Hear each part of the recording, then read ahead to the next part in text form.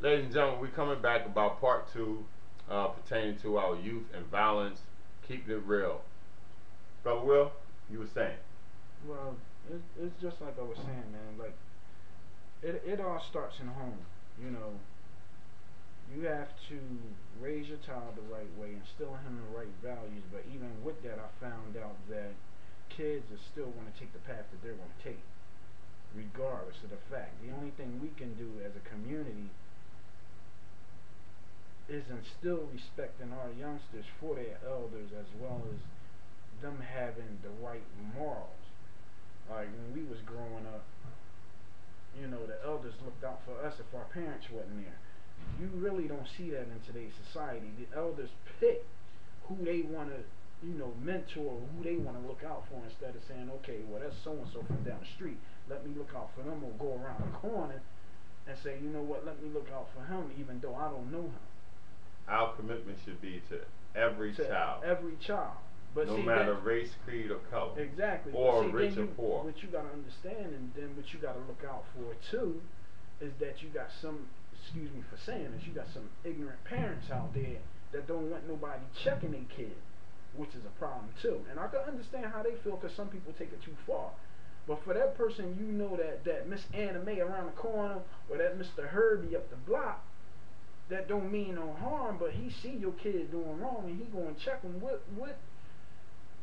Why are you going to get out there and argue with that man when you know where he coming from? Instead of taking offense to him, be accountable to him for being accountable to you and to your children when you're nowhere around. Exactly. And you got to look out.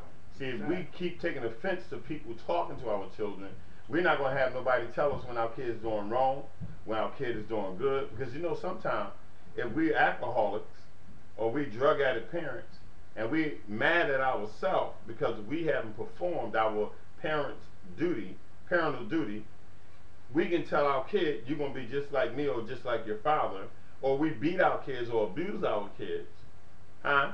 And this goes on both sides. When I say alcoholics and non-attentive parents, this is rich, Well, right as now, well as poor. right, Because right there's a now, lot of rich kids that's out of control. right. But see how when we were kids it was Yeah. alcohol. But see, now you got to go two notches up. Now it's crack. You see what I'm saying? And crack is crazy. You know, people get on crack.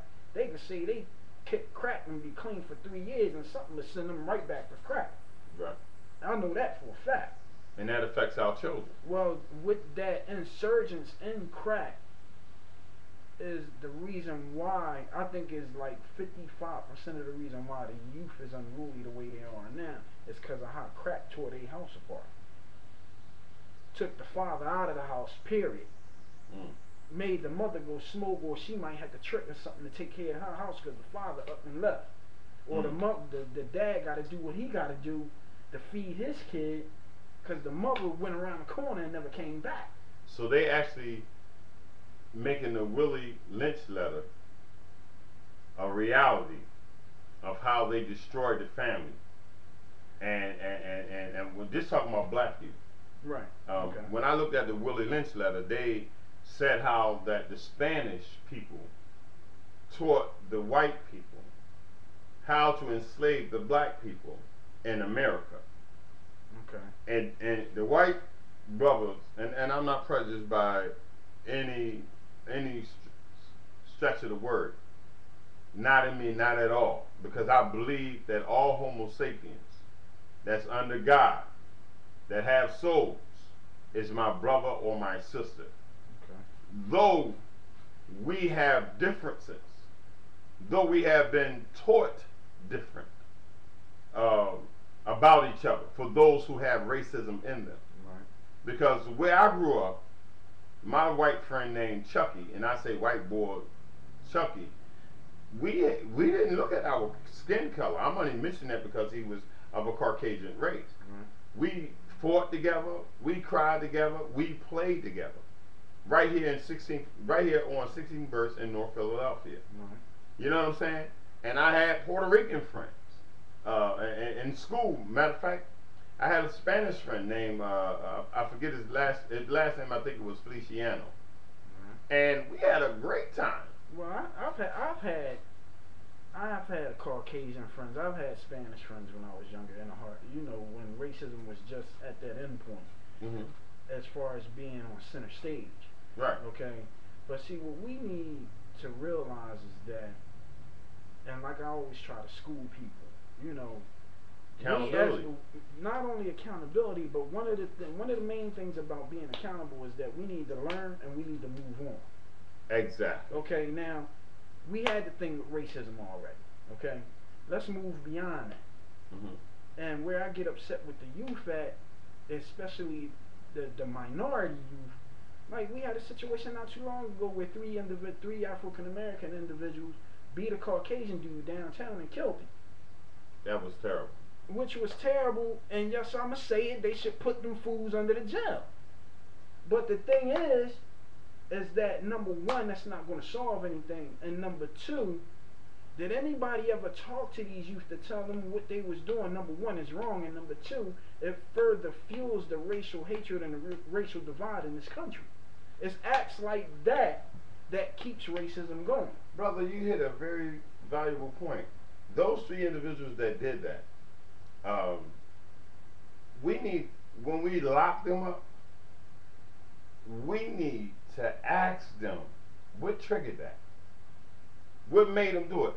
Even though they're going to say to us, most of them, because they most likely haven't thought about it. Or they're going to say, I don't know. And that's where we kept talking about put prayer back in school. I'm saying, listen, they're going to say, I don't know why I did it. Because most people that commit these kind of heinous crimes, they're mad at their parents and different things. But if you really get to the core, why did you do it though? See, and they be like, at the time it seemed like the right thing to do, I needed it. That's not the issue. With they're going to say all that in court, okay? But when you boil down to the issue of why they did it, they did it because they thought it, number one, it was cool. Number two, they thought it was funny. A life is lost here. And back to what I said about locking them under the jail, if they was white, I would have said the same thing. Fair shake, no robbery. I don't care what nationality that's is. Because that's we wrong. Don't see race. Exactly. We see human beings. Right, but see what that's it falls to they us. don't see human beings. They see survival mode. Right, but see, we also that falls, like I said, to the parents. We have to go in and we have to, even though it's going to be an uphill battle, and you might have to program it over and over again. But they need to know. I think that should be a curriculum antidote of teaching them the value of life. And let me tell you something. I remember going to school and they was talking about mommy and daddy relationships and how the family role is. That's embedded in every society. Right, but see what you gotta understand is what's the first thing? What's the first thing our parents often teach us when we go out there in the streets or when we go to school? Respecting people, places, and things. Right, that's the one thing. But the second thing is what? If somebody hits you, hit them back. You see what I'm saying? Yeah, that was one of the wrong teachings. Right, that's a wrong teaching because the last thing on the, to be fighting and hitting. If you teaching a kid that, my thing is, and I want to ask y'all out there, and y'all can answer this question: how many of us do actually teach our kids the value of life at home?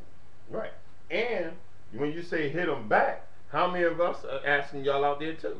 Teach our kids the value of the honor system, or the talking it out rather than physically acting it out. Let me, why did you hit me? Being more responsible. I told my son, you got 3 things to do.